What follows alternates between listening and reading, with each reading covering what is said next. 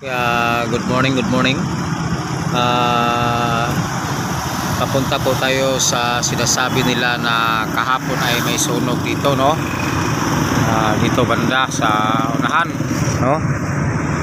Ayan, choking. Papunta tayo doon para makita natin kung saan po ang mayroong sunog kahapon, mga alas 5, no? Alas 5 sa hapon. Ayan, titingnan natin dito.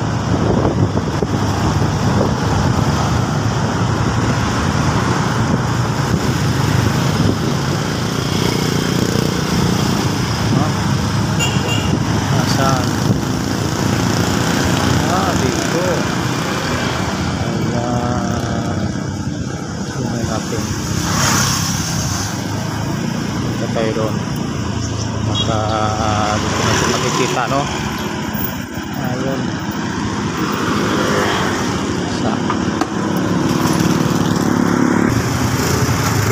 Dito. Dito. Ayan po nasusunog, no? Sa loob. Sa looban. Ayan. Doon pala sa loob na sunog. Hindi na makita. Ayan, no? Ayan, nasusunog kahapon, no? Ayan. Buti na lang hindi gaano maliit lang. Dito lang sa tapat ng Kapitolyo, no? Konti lang ang sunog. Buti na lang.